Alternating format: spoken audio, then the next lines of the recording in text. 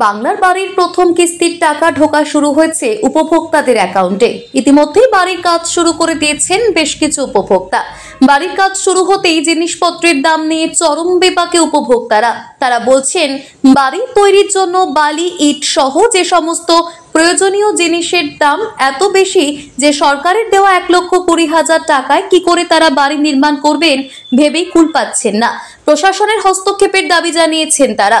বেশ কিছু উপভোক্তা ইতিমধ্যে বিডিওর কাছে দাবি জানিয়েছেন, বালি সহ ইটের দাম কমানোর ব্যবস্থা করুক প্রশাসন। জেলা প্রশাসন সূত্রে খবর, পশ্চিম মেদিনীপুর জেলায় 1,01,882 জন উপভোক্তার নাম রয়েছে এই তালিকায়। ইতিমধ্যে 88,113 জন প্রথম কিস্তির টাকা পেয়েছেন চলতি মাসের 3 তারিখ পর্যন্ত। এর মধ্যে চন্দ্রকোনা 2 নম্বর ব্লকে 3,788 জন, বেনভিসারির মধ্যে 3,560 জন টাকা পেয়েছেন। টাকা পেতেই ব্লক প্রশাসনের তরফ থেকে জানানো হয়েছে কিভাবে তারা বাড়ি নির্মাণ করবেন, কত দিনের মধ্যে বাড়ির কাজ শেষ করতে হবে। বাড়ি না করলে প্রশাসন আইনত ব্যবস্থা নেবে বলে জানানো হয়েছে। এই বাড়ির জন্য রাজ্য সরকারের উদ্যোগে 1,20,000 টাকা করে পাবে দরিদ্র উপভোক্তারা। সেই বাড়ির কাজ করতে গিয়ে বিপাকে পড়েছেন উপভোক্তারা। তাদের দাবি, এক ট্রাক্টর বালি কিনতে খরচা হচ্ছে 6 থেকে 7,000 টাকা।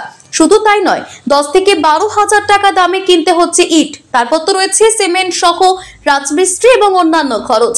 বাংলার বাড়ি পাওয়া দরিদ্র উপভোক্তাদের দাবি, বাড়ি তৈরির জন্য প্রয়োজনীয় সরঞ্জামের দামের ওপর নজরদারি করুক প্রশাসন।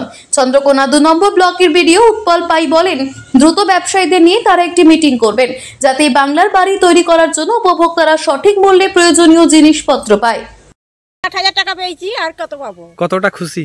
খুশি এখন কি করে খুশি, আমার ঘর যদি করতেই পারেনি খুশি কি করে? কেন শুরু করেননি কেন বাড়ি? এটা শুরু করবো, এই তো মাল নামছে, তো এটা রাস্তায় মাল ফেলে দিচ্ছে, সেখান থেকে আবার এই তো লেবার করে বয়া হচ্ছে। জিনিসপত্রের দাম তো অনেক। হ্যাঁ, এখন কি করব? ওই টাকায় কি হয়ে যাবে? হবে কি ওই টাকায়? ওই টাকায় কি আমার ঘর হয়? তাহলে কি দিদিকে কি জানাবেন, কি বলবেন? এখন যতটুকু ঘর করবো ততটুকুনি জানাবো, আবার কি জানাবো? ওই টাকা যেরকম ভাবে বাড়ি হয় সেইভাবে বাড়ি করতে বলেছে। ছাদ ঢালবেন?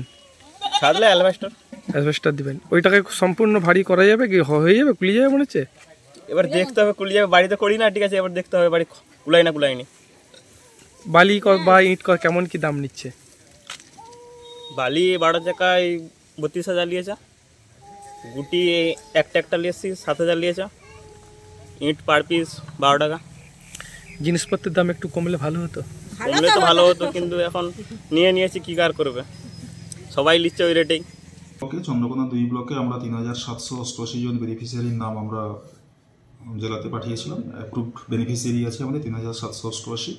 তার মধ্যে ফার্স্ট ইনস্টলমেন্টের টাকা আমাদের প্রায় 3,560 জনের 60 জন বেনিফিশিয়ারির টাকা, ফার্স্ট ইনস্টলমেন্টের টাকা ওদের ব্যাঙ্ক অ্যাকাউন্টে অলরেডি ক্রেডিট হয়ে গেছে।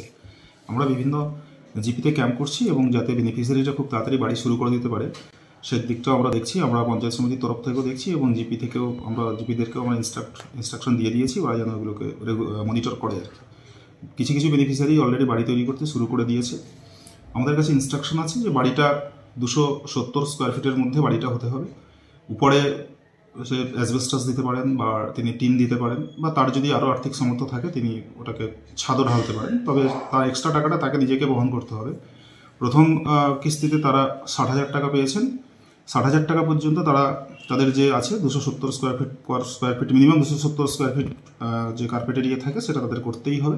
তার বেশি তারা করতে পারে, তাহলে তার ফান্ডটা তাদের নিজেদের থেকেই দিতে হবে আর কি। আর 60,000 টাকা পর্যন্ত যে বাড়িটা হবে সাধারণত কার্নিস লেভেল পর্যন্ত, মানে জানলা দরজার উপর পর্যন্ত যে লিন্টন থাকে তার পর্যন্ত আমাদের ওরা করবে আর কি। সেটা করে দিলেই তারপরে সেকেন্ড ইনস্টলমেন্টের টাকা ঢুকবে। সেকেন্ড ইনস্টলমেন্টের টাকা ঢুকলে ওরা বাড়িটা কমপ্লিট করবে।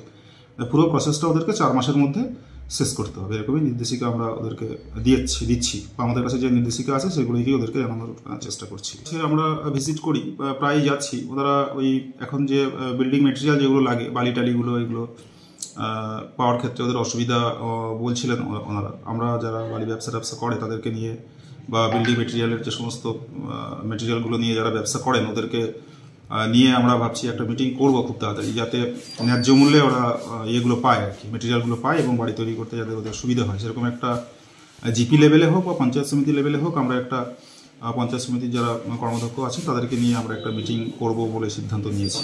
পশ্চিম মেদিনীপুর থেকে নিজস্ব প্রতিনিধি রিপোর্ট, টিভি নিউজ 10। সুলভে সঠিক চিকিৎসার একমাত্র প্রতিষ্ঠান বিবেকানন্দ হসপিটাল। 24 ঘন্টা emergency service, blood bank, trauma care. আপনাদের সেবায় আমরা তৎপর। গুণমান ও পরিষেবায় দুর্গাপুর বিধাননগরের ডক্টর জাকির হোসেন এভিনিউর বিবেকানন্দ হসপিটাল শিল্পাঞ্চলের মানুষের মন জয় করেছে।